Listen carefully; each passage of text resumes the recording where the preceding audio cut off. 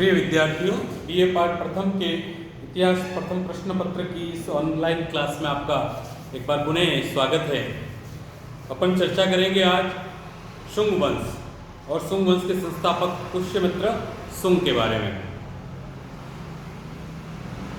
उत्तरी पश्चिमी भारत में एक विशाल साम्राज्य की स्थापना चंद्रगुप्त मौर्य के नेतृत्व में हुई।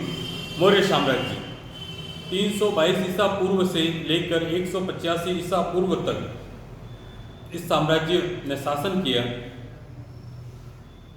लेकिन 185 ईसा पूर्व में मौर्य साम्राज्य का अंतिम शासक भद्रस, उसकी हत्या उसी के सेनापति पुष्यमित्र शुंग ने कर एक नए राजवंश की स्थापना की, जिसको अपन या इतिहास में वो शुंग वंश के नाम से जाना जाता है। और उसके बाद एक नई पीरियड स्थापना हुआ लगभग गुप्त काल तक, जिसमें छोटे छोटे राज्यों का युग रहा। तो पुष्यमित्र शुंग का सिंहासरूढ़ होना इतिहासविदों में ये माना जाता है कि ये ब्राह्मण धर्म की प्रतिक्रिया स्वरूप हुआ। कैसे हुआ कि सामान्य रूप से मौर्य साम्राज्य में बौद्ध धर्म का प्रभाव बढ़ने लगा। अशोक के बाद भी दूसरे भी सारे के सारे शासक। तो ऐसी स्थिति में क्योंकि बौद्ध धर्म और जैन धर्म का उद्भव ब्राह्मण धर्म में आई, कुछ कुरीतियाँ या ठहराव के कारण ही ये जन्म धर्म का अभ्युदय हुआ था। और न केवल अभ्युदय हुआ, बहुत तीव्र गति से ये राजकीय धर्मों के रूप में परिवर्तित हुए।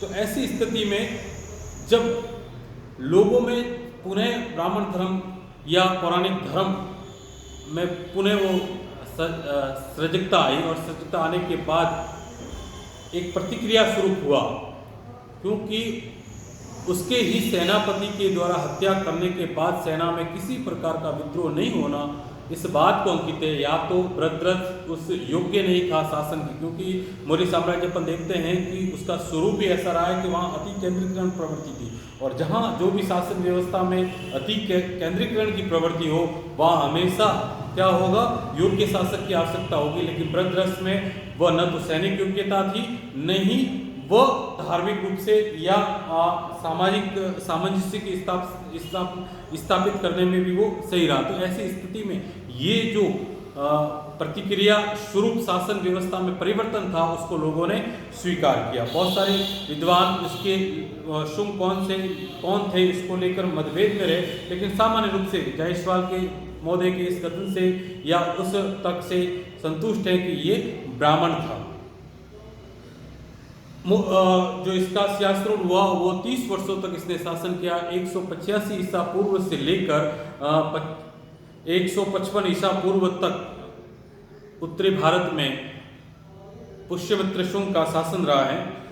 पुष्यमित्र शुंग के काल की सबसे महत्वपूर्ण घटनाओं में एक है विदर्भ का युद्ध। पुष्यमित्र शुंग के समय ही जैसे ही भद्रस की हत्या होती है और मौर्य साम्राज्य के बाद दो गुट उत्पन्न होता है। एक तो शुंग सेनापति के रूप में शुंग गुट था, और एक उसके मंत्री थे उसका गुट था। तो इन दोनों में तनाव की स्थिति थी, और उसी समय उत्तरी पश्चिम में जो विदर्भ था, विदर्भ का प्रांतपति यज्ञसेन, इन दोनों ये आपस में शत्रुतापूर्ण व्यवहार था। विदिशा में जो पुष्यमित्र शुंग का पुत्र था अग्निमित्र, इसके और यज्ञसेन के भाई सचेरे भाई माधव सेन में मित्रता थी, लेकिन यज्ञसेन और माधव सेन दोनों ही शत्रु थे।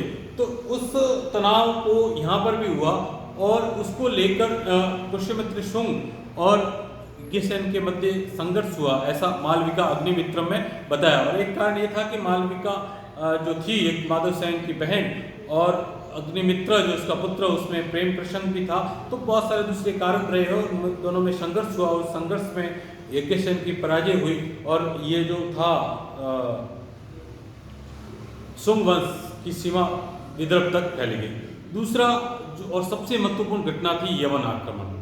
और चूंकि अपन देखते हैं कि 200 ईसा पूर्व के बाद उत्तरी पश्चिमी भारत में हिंद यूनानियों के अनवरत रूप से आक्रमण प्रारंभ हो गए थे और उत्तरी पश्चिमी सीमा पर बहुत सारे अधिक मात्रा में इस को लेकर तनाव थी। जिस वैज्ञानिक सीमा को मौर्य साम्राज्य में हिंदू कुश से पश्चिम की तरफ थी, लेकिन धीरे धीरे हिंदू और यूनों ने धीरे धीरे भारत की ओर अंदर की ओर प्रवेश करने लगे। गार्गी संहिता में इनके साकेत, कौशल और पाटलिपुत्र तक के आक्रमण की बात कही है।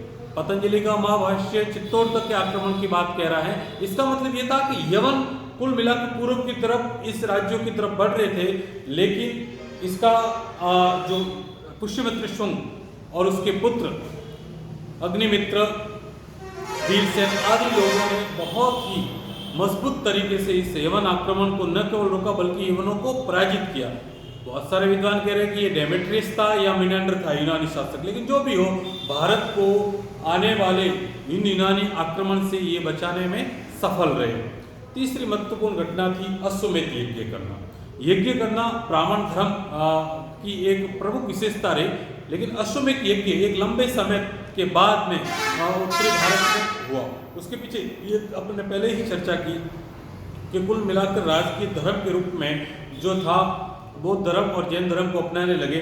ऐसी स्थिति में अश्वमेध यज्ञ करना शुंग वंश की सैनिक विजय के साथ साथ और सैनिक पराकाष्ठा के साथ साथ ब्राह्मण धर्म की और ब्राह्मण धर्म के उन अनुष्ठानों की, उन विशेषताओं को समाज में पुनर्स्थापित करने का प्रयत्न था। इसके लिए ये भी एक महत्वपूर्ण के रूप में माना जा सकता था। तो कुल मिलाकर जो पुष्यमित्र शुंग है और पुष्यमित्र शुंग का काल है वो मौर्योत्तर जो राजनीति है 200 ईसा पूर्व से लेकर 300 ईस्वी तक में एक महत्वपूर्ण घटना के रूप में और महत्वपूर्ण पीरियड के रूप में माना जा सकता है। उसके बाद धीरे धीरे भारत में यवनों के लगातार आक्रमण बढ़ने लगे और नवीन हिंद यूनानी राज्य और शक, कुषाण ये बाह्य जो विदेशी है राज्य उत्तरी भारत में स्थापित होने लगे। वह सातवाहनों और अपने गुप्तों के साथ में पुनः भारतीय और ब्राह्मण राज्य स्थापित यहाँ हुए हैं। तो ये राज्य एक कड़ी के रूप में बहुत ही महत्वपूर्ण था। कला और की दृष्टि से भी इसको काल को महत्वपूर्ण माना इसलिए गया कि भले ही ये पुष्यमित्र शुंग को ब्राह्मण धर्म के पुनरुद्धारक या राज्य स्थापना के रूप में देखा जा सकता, लेकिन कुल मिलाकर ये एक उदार प्रवृत्ति का था। सांची और भरूच के जो स्तूप थे उनके तोरण द्वारों को जो श्रृंगार करने का कार्य है उसके काल में हुआ था। इसलिए सभी धर्मों को यहाँ पे क्या दी जाती थी, उनको धार्मिक स्वतंत्रता प्रदान की गई थी। धन्यवाद।